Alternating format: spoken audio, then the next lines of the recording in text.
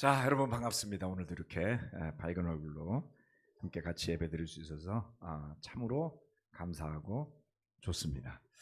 자, 제가 신약 교회 이해라는 이 책을 가지고 지금 쭉 몇 개월 동안 주중에 교회에 대한 관련된 말씀들 쭉 전해 왔었죠.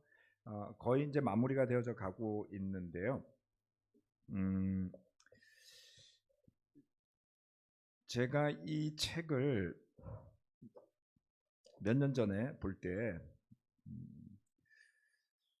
조금 읽다가 말았어요. 왜냐하면 다 아는 내용인데 이렇게 생각을 했었습니다. 그런데 작년에 문득 다시 좀 봐야 되겠다라는 생각이 들어서 다시 보기 시작을 했고, 아는 것도 있지만 모르는 게 많구나라는 것을 깨닫게 되었습니다.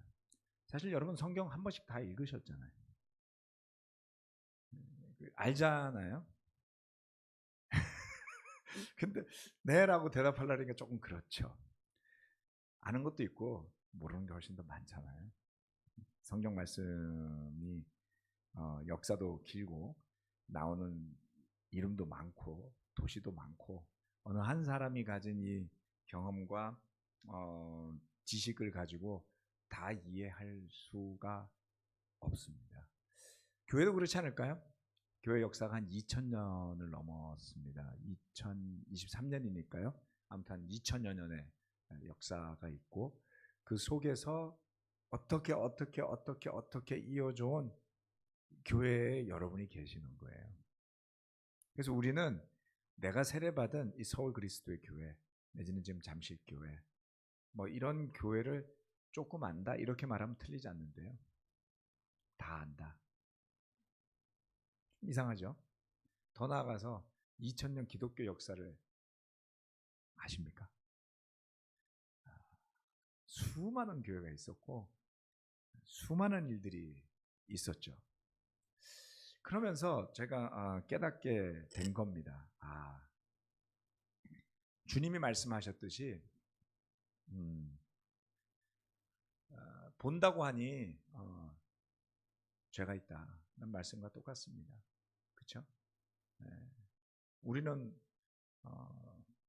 소경이 아닌데 왜 당신은 보지 못할 거라고 하느냐라고 예수님한테 따지지 않았나요? 다 아는 것처럼. 그래서 좀 더 그런 그 교회에 대한 또 말씀에 대한 근본적인 좀 태도의 변화가 있었으면 하는 마음이 가장 큽니다. 그래서 오히려 우리가 호기심을 가지고 교회를 대하고 호기심을 가지고 궁금증과 그리고 모르는 미지의 영역이 많다는 것을 가지고 그렇죠? 또 서로를 대해야 되지 않겠습니까? 이 많은 사람들 잘 모르잖아요, 여러분. 다 아는 것처럼요. 어느 거는 알죠. 뭐 종소병제에 대해서 제가 뭐 안다, 알죠. 뭐 직장이 어딘지도 알고, 부인도 알고, 자녀도 알고, 그리고 좋은 형제 나는 정도 알고, 밥 같이 몇 번 먹었고, 그거 잘 몰라요.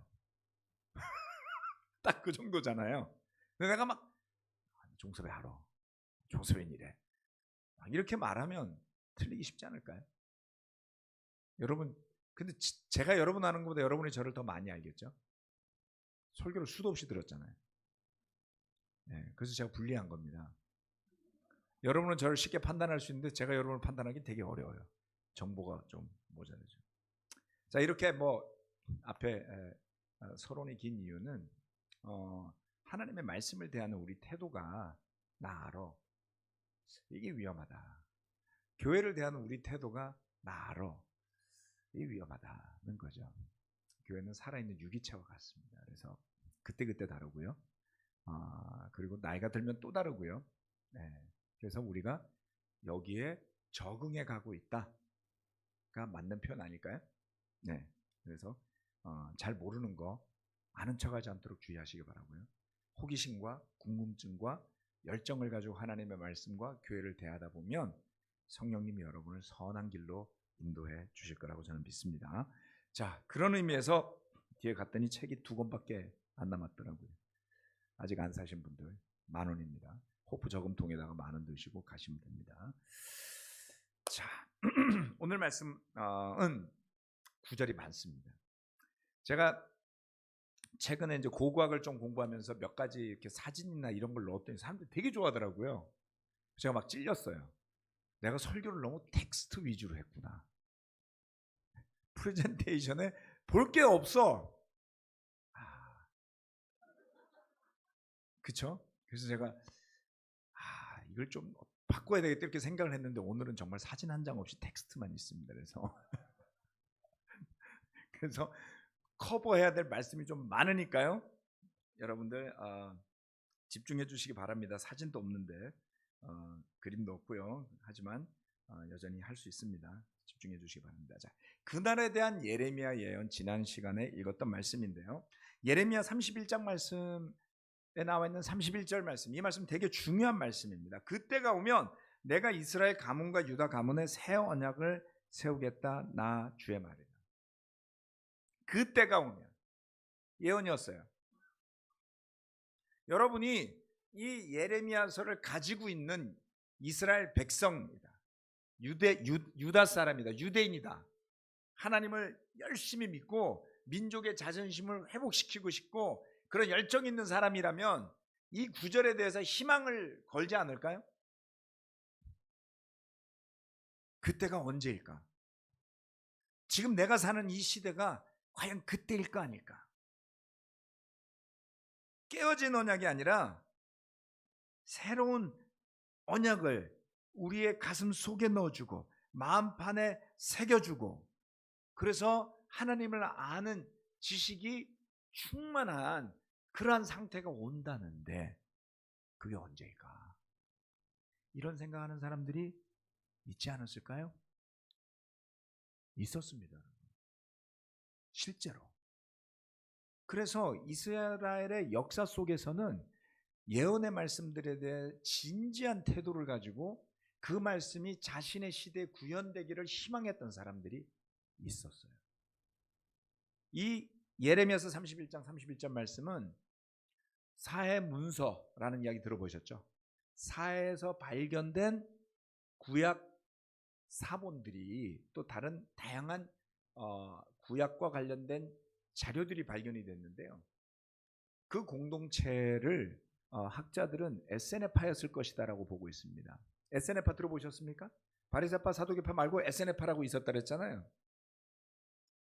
그 사람들이 이 예레미야 31장 31절 말씀을 붙잡고 광야에서 살았습니다. 광야에서요. 네. 그 사람들에게 책이 하나 있었는데 책 제목은 Manual of Discipline. 뭘까요? Manual of Discipline 그러면 제자 훈련 매뉴얼이에요. 그렇게 많은 사람들이 부르짖었던 제자 훈련 매뉴얼을 그들은 갖고 있었습니다. 그러면서 자신들의 공동체야말로 이 새 언약을 부여받은 공동체라는 확신 속에서 살았죠. 누군가는 진지하게 이 말씀을 대했다라는 것을 역사는 이야기하고 있거든요. 우리는 어떨까요? 그런데 그때가 온 것이 아니었던 것이죠. 네, 그들은 로마 군인들에 의해서 탄압을 받게 되고 유대인들이 로마에 대항해서 저항 운동을 하면서 반란을 일으켰던 때에 철저하게 진압당할 때 박해를 받고 뿔뿔이 흩어진 뒤로 두 번 다시 에세네파는 재건되지 못했습니다. 역사 속으로 사라져버리고 말았던 것이죠. 바리새파는 아직도 남아있죠. 자, 그래서 이 말씀이 의미가 있다. 누군가는 이 말씀 부여잡고 광야에서 살았었단 말이에요. 네, 공동체가 수백 명이 넘는 사람들이. 자, 그런데 그와 같은 사상은 이러한 말씀들을 바탕으로 어떤 종교 집단들은 자신들이 여기에서 예언한 사람들이 아닐까라는 생각들을 줄곧 하곤 합니다.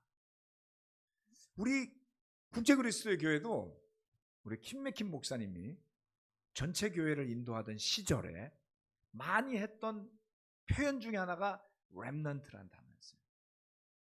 남은 자. 들어보신 적 있나요 혹시? 기억들 없으시죠? 90년대 많이 하셨었어요. 컨퍼런스 같은 데 가면 우리야말로 이 시대의 렘넌트들이라고 막 이랬단 말이에요. 자, 그래서 이거를 체계적으로 우리가 가르치거나 했던 적은 없습니다. 컨퍼런스 때 쓰이고 종종 언급되었던 것들인데 성경 말씀 속에 나와 있는 내용들입니다. 남은 자 사상 속에 예견된 교회라는 주제로 오늘 말씀 나눠드릴 거고요. 자, 서두가 좀 길었는데요. 구약 시대에도 남은 자들이 있습니다. 남은 자들. 남았다라는 의미는 뭐예요? 걸러진 거잖아요. 그래서 살아남았다 이런 의미가 있는 겁니다.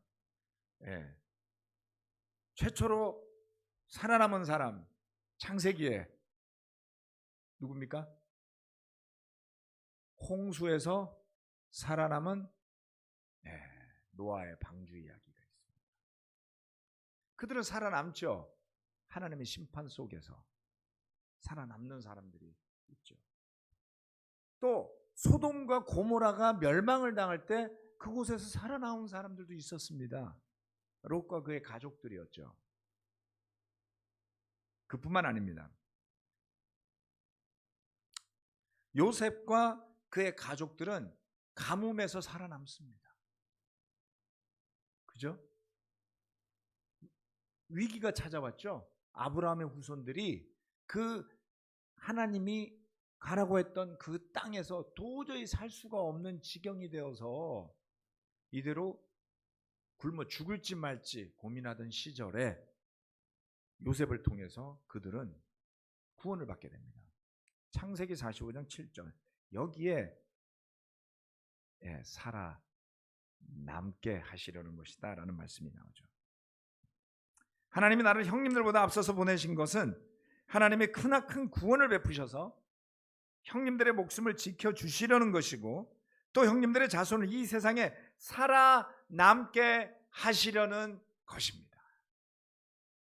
요셉이 했던 말이에요. 그렇죠?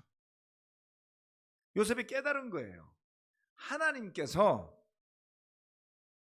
그의 형들의 자손들, 자신들의 핏줄, 아브라함의 후예들을 살아남게 하시려고 이렇게 예비하셨다라는 이야기를 하죠. 뿐만 아니라 예언자들은 남는 자들, 남은 자들에 대한 것을 예언을 통해 이야기합니다. 그리고 멸망당한 남유다 백성들은 바벨론으로 끌려갔다 돌아옵니다. 놀라운 사실 중에 하나는요, 바빌론에 의해서 멸망당하고 끌려갔던 사람들이 유대인들만 있었던 건 아니에요. 그런데 블레셋 사람들도 특별히 어떤 도시들은 아스글론 같은 데는 철저하게 멸망을 당하고 남은 사람들은 끌려갔거든요. 그런데 그렇게 끌려간 사람이 다시 돌아오지 않습니다. 그런데 유대인들은 돌아왔죠. 놀랍지 않습니까? 그들은 생각이 있었던 거예요. 뭔가를 믿었기 때문에 돌아옵니다. 자, 예언자들이 예언했던 말씀 중에 남은 자들은 어떤 의미를 갖고 있는 건지를 이사야, 예레미야, 에스겔서 말씀을 통해서 간략하게 보도록 하겠습니다. 이 말씀을 보면 여러분이 남은 자라는 것이 이런 개념이구나 라는 것을 조금 아실 수 있을 거예요. 훨씬 더 많은 성경 구절이 있지만 소예언서에도 많이 있는데 그것까지 다 하면 집에 못 가시니까 짧게 잘라왔습니다. 자, 고난을 통해 정제된 충성스러운 남은 자들에 대한 이야기가 나옵니다. 이사야서 1장 9절과 4장 2절 말씀. 만군의 주님께서 우리 가운데 얼마라도 살아남게 하시지 않으셨다면 우리는 마치 소돔처럼 되고 고모라처럼 될 뻔하였다. 4장 2절. 그 날이 오면 주님께서 돋게 하신 싹이 아름다워지고 영화롭게 될 것이며 이스라엘의 살아남은 사람들에게는 그 땅의 열매가 자랑거리가 되고 영광이 될 것이다. 그날과 그날, 예레미야가 말한 그날이 오면, 옛날에 데모했던 사람들 불렀더니 그날이 오면 그것도 있었던 것 같은데요. 그치? 그날이 오면 그거 있지 않았나요? 전 데모는 안 했지만 어디서 들은 것 같아요. 그날이 오면 되게 마음 설레지 않나요? 근데 그날이 무엇과 연결이 되냐면, 그날이 오면 그날을 기다리면서 그것을 믿었던 남은 자들이 혜택을 얻는다는 뜻이죠. 그래서 이사야는 이렇게, 이사야서 1장 9절 말씀 이렇게 이야기를 합니다. 우시야 시절에, 히스기야 시절에, 아직 유다 왕국이 짱짱하던 시절에 이런 이야기를 했어요. 만군의 주님께서 우리 가운데 얼마라도 살아남게 하시지 않으셨다면 우리는 큰일 날 뻔했다. 이사야는 알고 있었죠. 그리고 그날이 오면 이스라엘 안에 살아남은 사람들. 왜 이스라엘이 다가 아니고 이스라엘 안에 살아남은 사람들이라고 표현했을까요? 의미를 알면 정말 경각심을 가지게 될 수밖에 없는 이야기 중에 하나가 남은 자들에 대한 이야기인 것입니다.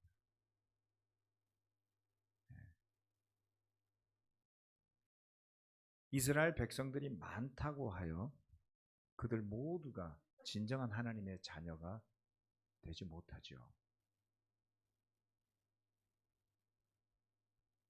남은 자들의 의미가 있는 것입니다. 예레미야서에도 이렇게 예언되어 있습니다. 31장 7절 말씀. 예레미야 31장 참 의미 있는 장인 것 같죠? 네. 예레미야서 전체를 다 보시려고 하시지 말고 31장을 한번 잘 보시면 엑기스를 딱 맛보실 수가 있습니다. 31장 7절로 9절 말씀. 참으로 나 주가 말한다. 너희는 기쁨으로 야곱에게 환호하고 세계 만민의 머리가 된 이스라엘에게 환성을 올려라. 주님의 백성을 구원해 주십시오. 이스라엘의 남은 자를 구원해 주십시오. 이렇게 선포하고 찬양하여라. 내가 그들을 북녘 땅에서 데리고 오겠으며 땅의 맨 끝에서 모아오겠다. 그들 가운데는 눈먼 사람과 다리를 저는 사람도 있고 임신한 여인과 해산한 여인도 있을 것이다.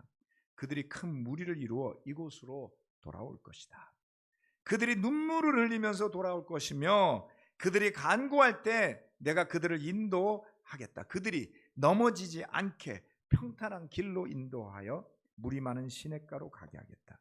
나는 이스라엘의 아버지이고 에브라임은 나의 맏아들이기 때문이다. 어떤 이야기가 예언되어져 있습니까? 어떤 때 주님께서 남은 자들을 구원하시는 모습을 표현한 것이죠. 조금 전에 말씀드렸다시피 SNF에 속했던 사람들은 그들의 참 이스라엘이 회복되기를 원했어요. 그래서 제사장들, 레위인들, 다양한 계층의 사람들이 모여서 타락하고 썩어 빠진 유다를 떠나서 광야로 간 겁니다. 에스라와 느헤미야가 재건했던 성전이 아직도 남아있고 성전 제사가 이어지고 있는데도 불구하고 그들은 그것을 타락한 걸로 봤어요.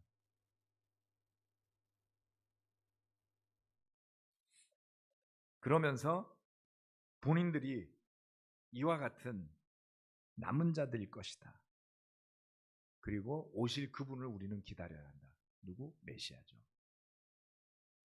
그러면서 제자 훈련 매뉴얼도 만들었습니다. 얼마나 열심히 했을까요? 여러분, 우리만 열심히 한 줄 아세요? 그런 착각 버리세요. 그 사람들은 디사이플러가 있었어요. 디사이플러라고 부르지 않고 영어로 번역되어 있으니까 큐레이터라고 써놨더라고요. 여러분, 큐레이터가 뭐 하는 사람이죠? 그죠? 큐레이터 무슨 직업 같은 거잖아요. 자, 큐레이터라는 그러니까 뭐냐면 후견인 뭐 이렇게 볼 수 있을 거고요. 그런데 거기는요 절대적이에요. 큐레이터 말을 절대 복종해야 돼요. 안 들으면 쫓겨납니다. 그리고 그 공동체에 들어오기 위해서는 적어도 2년 가까운 시간이 걸려요. 들어와서 테스트를 하는 거예요. 한 1년 정도 지나면 가장 어려운 숙제가 주어집니다. 재산을 다 바쳐야 돼요. 식사는 공동 식당에서 이루어집니다. 개인 사유재산은 가질 수가 없었어요. 그리고 남을 비방하거나 중상하는 죄를 지으면 30일간 근신에 처하기도 했습니다. 혹독하게 분열을 조장하는 사람들은 30일간 아무와도 대화를 할 수가 없었어요. 공동 식사도 못하게 합니다. 혼자 가서 구석에서 밥 먹는 거예요. 30일간. 우리보다 세지 않나요? 예? 여러분 재산 갖다 바치실래요? 디사이플러만 안 들으면 쫓아낼 수 있을까요?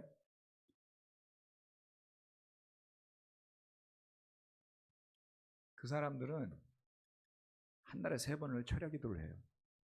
모든 사람들은 노동을 해야 됩니다. 그리고 집회 중에 졸면 근신해야지 돼요. 그 철야 기도 때 성경을 돌아가면서 낭독하는데 졸면 일주일 근신. 그런데도 거기에 있으려고 그랬어요, 사람들. 왜요? 그날을 기다리기 위해서였죠.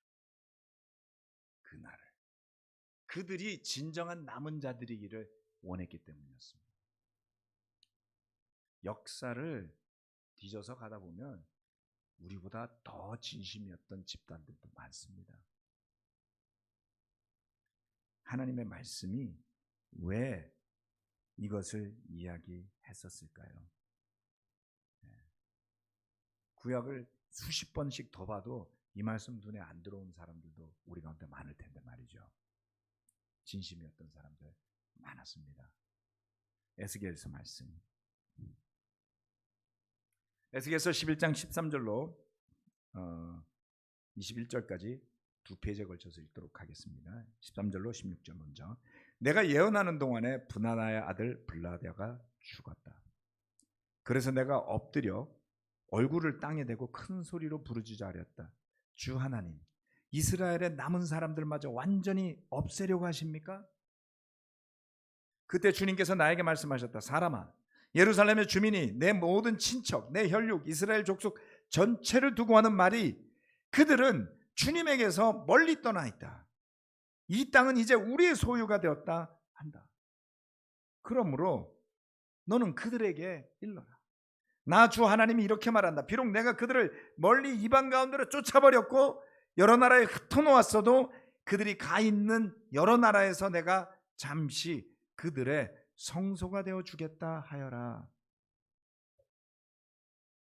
이 말씀 좀 이해가 안 가실 수도 있는데요. 이스라엘이 지금 에스겔서는 망해서 포로로 끌려가 있는 상태예요. 그런데 누군가는 남아서 그 땅을 자기들이 차지하겠다고 한 거예요.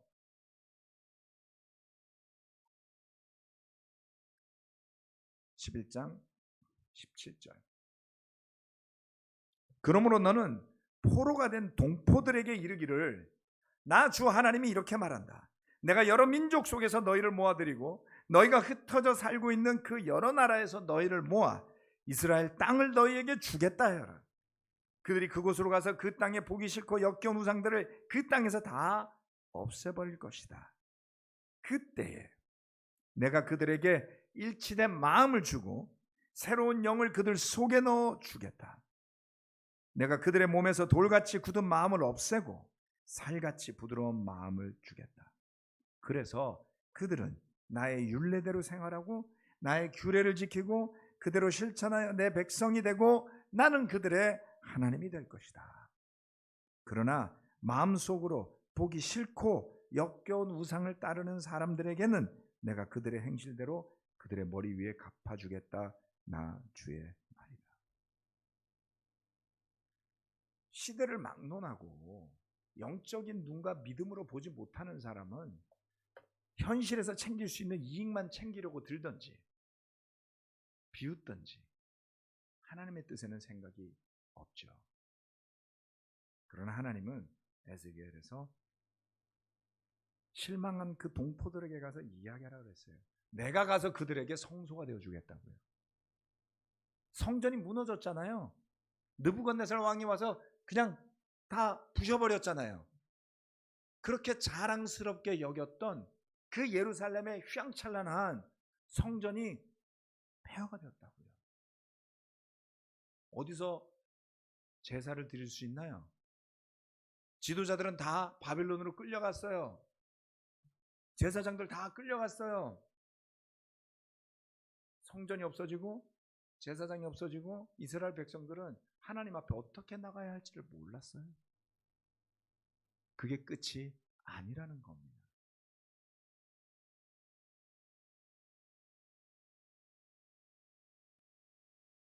하나님이 출장 가서 내가 바벨론에 가서 성소가 되어줄게. 야, 놀랍지 않습니까, 여러분? 네. 그리고 남은 사람들을 돌이키겠다고 약속해 주셨던 것이죠. 자, 스가랴서 말씀은 그날과 남은 자를 한꺼번에 이야기하고 있어요. 그날이 오면 남은 자들이, 자, 이걸 연결해서 한번 보도록 하겠습니다. 스가랴서 8장 6절 말씀. 나 만군의 주가 말한다. 그날이 오면 살아남은 백성이, 그날이 오면 살아남은 백성이 이 일을 보고 놀랄 것이다. 그러나 그것이 나에게야 놀라운 일이겠느냐? 나 만군의 주가 말한다. 그러나 이제 살아남은 이 백성에게는 내가 이전같이 대하지 않겠다. 나 만군의 주가 말한다. 뿌린 씨는 잘 자라며 포도나무는 열매를 맺고 땅은 곡식을 내고 하늘은 이슬을 내릴 것이다. 살아남은 백성에게 내가 이 모든 것을 주어서 누리게 하겠다. 유다 집과 이스라엘 집은 들어라. 이스라엘 사라졌죠? 네, 근데 들으라는 거예요. 두 집 다. 이전에는 너희가 모든 민족에게서 저주받는 사람의 표본이었다. 그러나 이제 내가 너희를 구원할 것이니 너희는 복받는 사람의 표본이 될 것이다. 두려워하지 말아라. 힘을 내어라.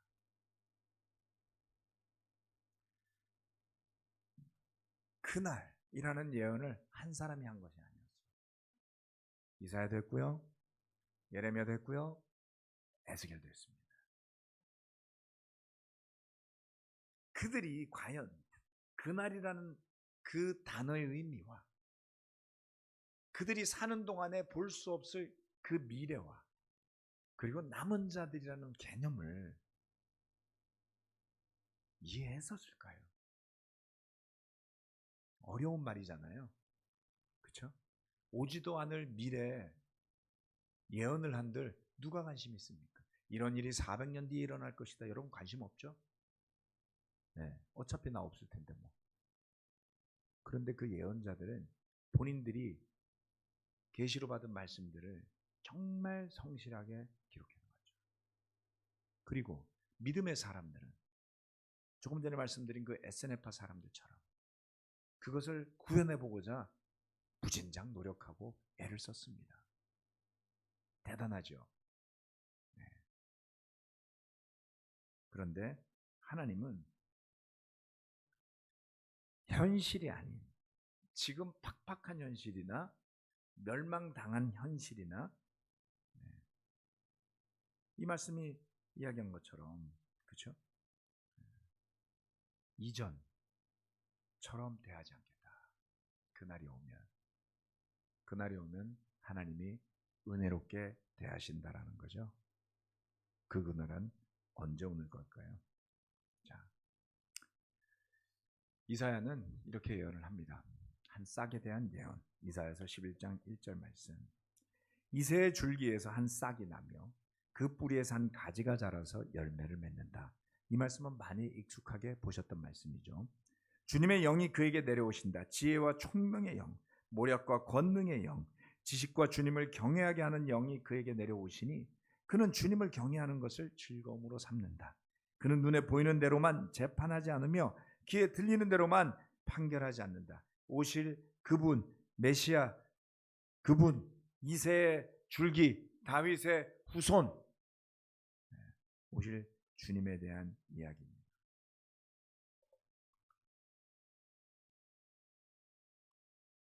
저는 이 렘넌트에 대한 이야기를 90 몇 년도에 들었어요. 근데 뭔 소린지 알 수가 없었습니다.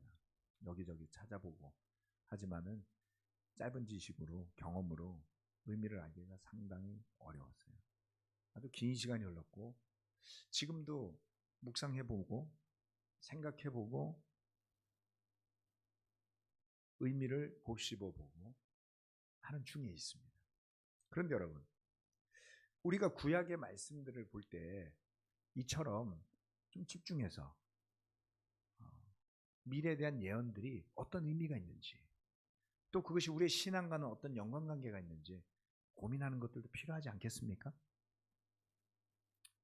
자, 그날이 오면 그날과 남은 자들이 연결이 된다고 제가 말씀드렸죠. 이사야서 11장 6절에서 12절 말씀. 그때에는 이리가 어린 양과 함께 살며 표범이 새끼 염소와 함께 누우며 송아지와 새끼 사자와 살진 짐승이 함께 풀을 뜯고 어린아이가 그것을 이끌고 다닌다. 이 말씀 읽을 때마다 저는 여호와의 증인이 생각나요. 안타깝게도 이걸 제일 잘 써먹는 집단이 여호와의 증인들이에요. 난 그들을 나쁘다라고 말하지 않습니다. 웬만한 사람보다 선하게 살려고 노력할 거려. 책자로 열심히 전도하고. 이런 말씀 우리가 더 많이 써야 되는 말씀인데요.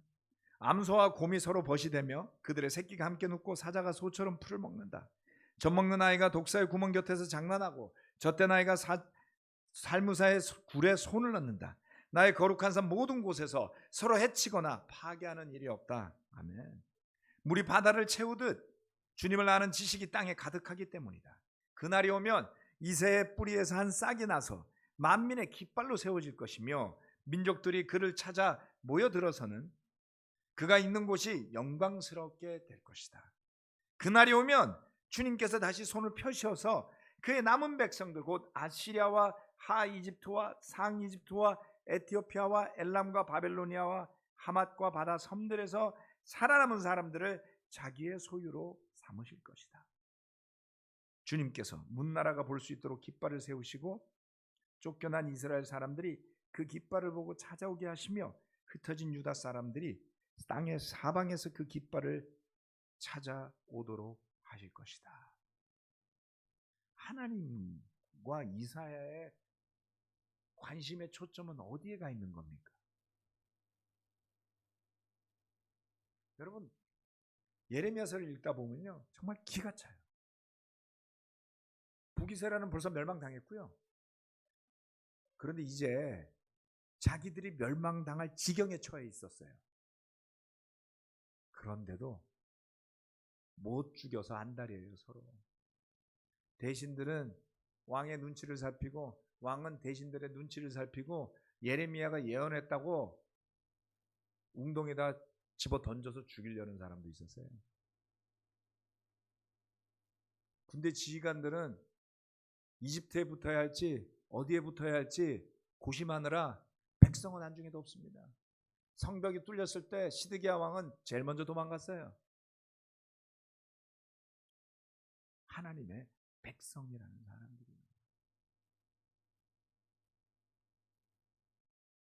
정말 이렇게 한심할 수 있을까 싶을 지경의 모습들이 적나라하게 나와 있습니다. 우리라고 별다를까요?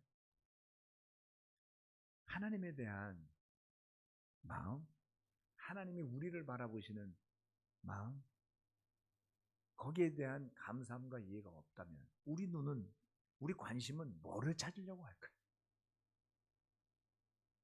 그렇죠? 이 많은 예언들이 누구를 위해 쓰여진 걸까요? 그날이 오면 이사야서 49장 1절로 6절 말씀. 너희 섬들아 내가 하는 말을 들어라. 너희 먼 곳에 사는 민족들아 귀를 기울여라. 주님께서 이미 모태에서 나를 부르셨고 내 어머니의 태 속에서 내 이름을 기억하셨다.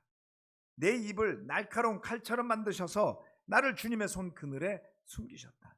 나를 날카로운 화살로 만드셔서 주님의 화살통에 감추셨다.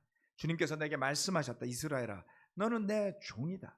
내가 내 영광을 나타낼 것이다. 그러나 나의 생각에는 내가 한 모든 것이 헛수고 같았고 쓸모없고 허무한 일에 내 힘을 허비한 것 같았다. 그러나 참으로 주님께서 나를 올바로 심판하여 주셨으며 내 하나님께서 나를 정당하게 보상하여 주셨다. 이사야가 그렇게 생각했단 말이죠. 49장 5절 내가 태어나기도 전부터 주님께서는 나를 그의 종으로 삼으셨다. 야곱을 주님께로 돌아오게 하시고 흩어진 이스라엘을 다시 불러 모으시려고 나를 택하셨다. 그래서 나는 주님의 귀한 종이 되었고 주님은 내 힘이 되셨다. 주님께서 내게 말씀하신다. 주님께서 이렇게 말씀하신다. 내가 내 종이 되어서 야곱의 지파들을 일으키고 이스라엘 가운데 살아남은 자들을 돌아오게 하는 것은 내게 오히려 가벼운 일이다. 땅 끝까지 나의 구원이 미치게 하려고 내가 너를 무민족의 빛으로 삼았다. 여러분 한번 생각을 해보세요. 이스라엘을 돌아오게 한다. 왜 이런 말이 이렇게 많았을까요? 동족들이 멸망당해서 뿔뿔이 흩어졌잖아요. 그 소식을 들었을 거 아니에요. 이사야도. 그렇죠? 10부족이 멸망을 당했다고요. 그래서 아시리아가 지배한 나라들의 사람들을 데리고 와서 이주를 시키고 이스라엘 백성들을 끌고 나가서 다른 데다 흩뿌려버린 일들이 벌어지고 그 가운데서 개념 없이 통혼을 하면서 이제는 혈통도 알아볼 수 없게 된 지가 오래됐어요. 비록 남쪽과 북쪽이 서로 갈라진 나라였고 때때로는 싸움도 했다 그러지만 그들은 동족이 아니었습니까? 나눠져 있었다고 하지만 엘리야와 엘리사는 북이스라엘에서 활동했던 예언자들이 아니었나요? 여전히 그들은 북쪽에 있으면서도 사마리아에 있는 가짜 성전에서 제사 드리기보다는 예루살렘에 와서 제사 드리겠다는 사람들도 있었겠죠. 그런데 그들이 멸망을 당했다. 그러니 진정으로 하나님을 사랑하고 민족을 사랑하는 사람들은 언젠가 그 흩어진 이스라엘이 다시 불러 모여서 회복되는 날을 꿈꾸고 기대하지 않았을까요? 그런데 주님께서 이사야에게 그렇게 될 거라고 말씀해 주셨단 말이에요. 이사야 살아생전에 아니요. 여러분 우린 참 욕심이 많죠. 좋은 일이 내 살아생전에 다 이루어졌으면 좋겠죠. 이사야는 마지막에 비참하게 순교를 당합니다. 우시야 왕으로부터 해서 히스기야 왕으로 해서 마지막 최악의 왕 므낫세 시절에 그의 나라가 처절하게 타락해가는 모습을 보면서 그는 순교를 당했죠. 이 예언을 했는데 그럼에도 불구하고 말이죠. 저와 여러분에게 믿음은 뭡니까? 오늘을 편하게 살게 해주기 위한 것인가요? 아니면 내가 살아있는 동안에, 내가 건강한 동안에, 내가 젊은 동안에 하나님 저를 흡족하게 할 만한 일을 제발 좀 해주세요. 그게 여러분의 꿈이고 기대입니까? 그럼 여러분 실망하게 될 거예요. 하나님의 시계와 우리의 시계가 늘 일치하지는 않아요. 하나님의 어젠다와 우리의 어젠다가 늘 일치하지 않죠. 누가 러시아 보고 우크라이나를 침략하고 전쟁을 일으키라고 했습니까?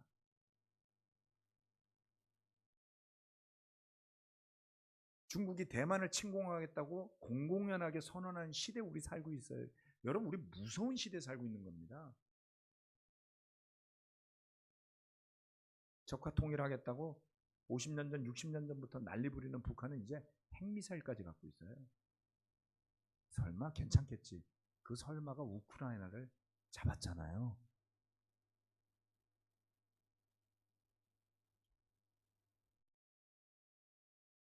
평화로운 시대인가요? 기후변화, 세계 정세의 변화, 우리 삶을 뒤흔드는 것들이 너무나 많아졌습니다. 어디에도 안전하고 편안한 삶은 있을 수가 없어요.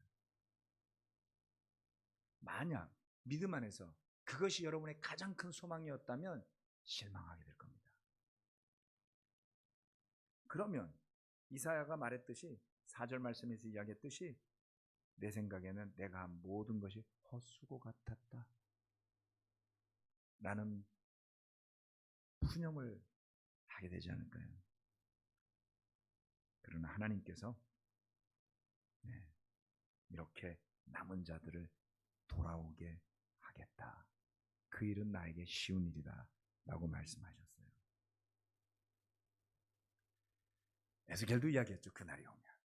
그러고 보니까 그날 이야기하는 사람 되게 많네요. 여러분 좀 격려가 돼야 되는 거 아닌가?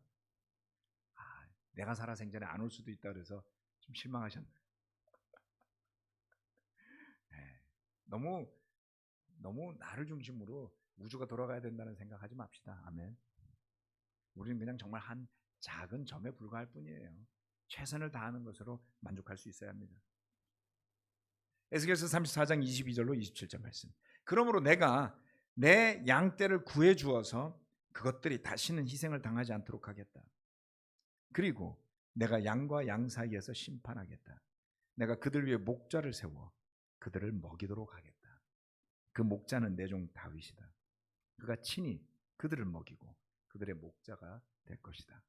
그때도 나 주가 그들의 하나님이 되고 내 종 다윗은 그들의 왕이 될 것이다. 나 주가 말하였다.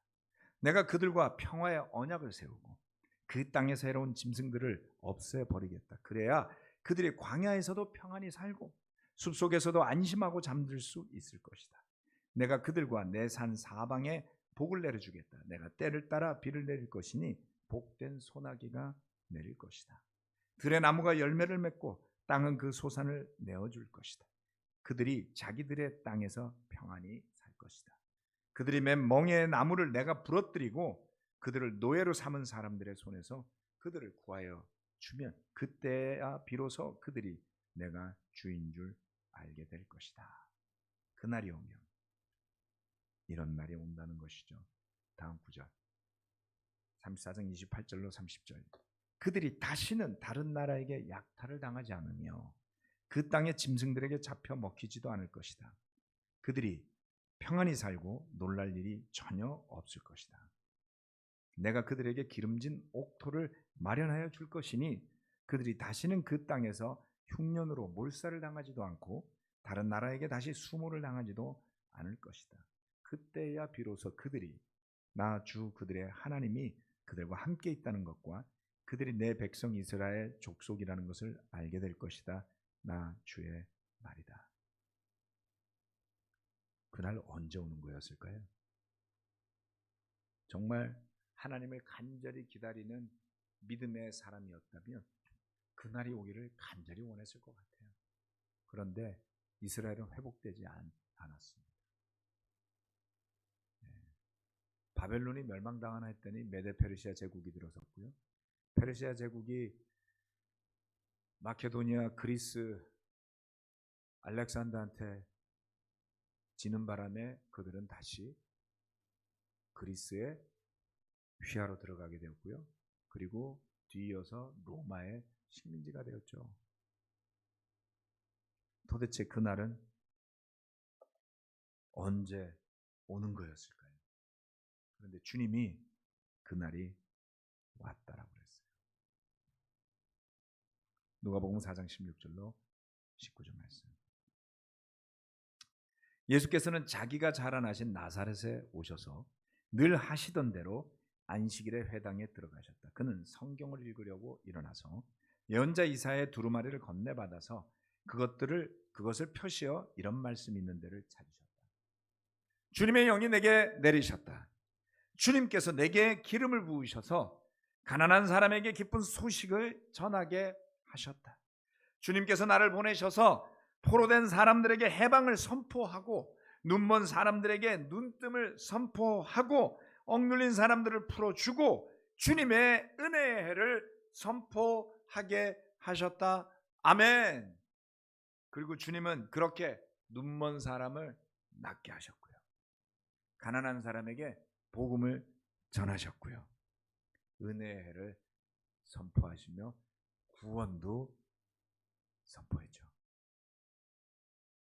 그토록 난해하고 어려운 예언서를 통해서 알기 어려웠던 말씀들이 아주 일목요연하게 주님의 입에서 나온 가르침으로 정리되어졌습니다. 하나님의 나라도 알게 되었고요. 회개라는 것도 알게 되었고요. 침례라는 것도 받을 수 있게 되었고요. 예수님을 주님으로 고백할 수도 있게 되었고요. 그리고 이스라엘 나라의 회복이 아니라 예수님을 머리로 하는 주님의 몸인 교회가 그 대신에 생겨나게 되었습니다. 우리가 교회를 잘 아는 걸까요? 이렇게 말씀드리는 이유는 정말 깨어났으면 하는 겁니다. 저는 이만큼 생각하지 못했었어요. 수십 년을 목회하면서도 말씀을 그렇게 많이 받지만 누군가가 가르쳐 주지 않으면, 누군가가 이런 책을 써서 고민해 주지 않으면 저도 알 길이 없잖아요.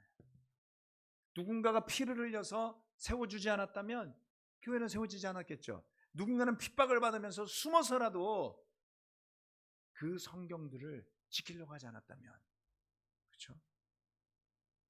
그 누군가, 우리는 알지도 못하는, 어떤 때 어떤 인생을 살았을지도 모를 정말 그러한 사람들에 의해서 지켜지고 이어지고 오늘날까지 온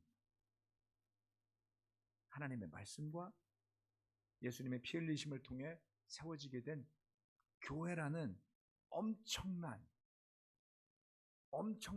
하나님의 섭리의 가족이 만들어졌는데, 그것을 우리는 너무나도 나를 중심으로 나에게 편리한 대로만 이해하고 해석하고 받아들이고 왔던 것은 아닌지,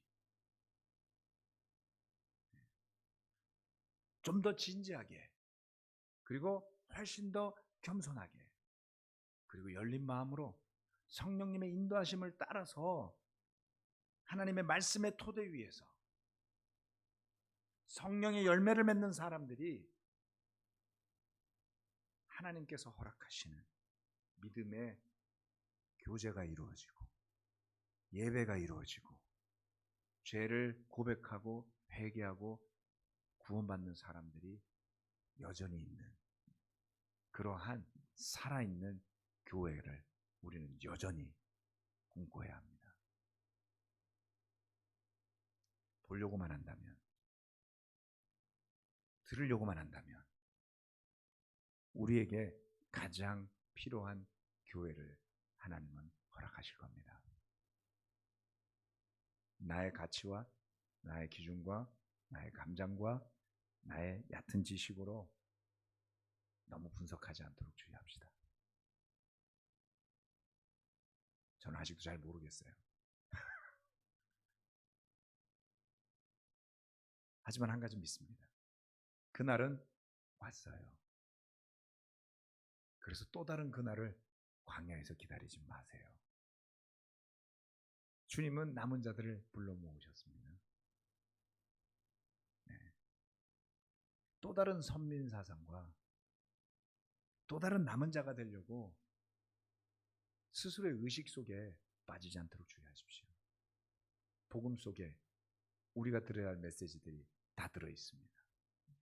감사하는 마음으로만 볼 수 있다면 성령님이 그것을 허락만 하신다면 많은 믿음의 문들이 열릴 것을 저는 믿습니다. 그래서 저의 경험과 저의 계산과 저의 지식으로 교회를 분석하는 일을 저는 더 이상 하지 않을 겁니다. 그것만큼 어리석은 일이 없으니까요. 좋은 결론이 잘 안 날 겁니다. 안 보이니까요. 잘 모르겠으니까요. 그런데도 억지로 하시면 죄 짓습니다. 그러시지 말고 하나님이 은혜로 지금 이렇게 예배드리고 이렇게 평화로운 가운데 핵무기도 있고 전쟁 소식도 있고 4, 5년 안에 대만이 침공을 당할 수도 있고 뭐 어떻게 될지 모르지만 그건 여러분이 어떻게 할 수 없는 것들이잖아요. 세상 어떻게 될지도 모르는 상황 속에서 우리 정말 오늘 이렇게 모여서 예배드릴 수 있어요. 그 은혜가 오늘 우리에게 충분하다는 거죠. 그 오늘에 대한 충분한 감사들이 이어질 수 있다면 미래를 너무 불안하게 생각하지 않아도 될 겁니다. 그 축복이 온전하게 저와 여러분에게 함께 하시길 바라면서 기도하고 마치도록 하겠습니다.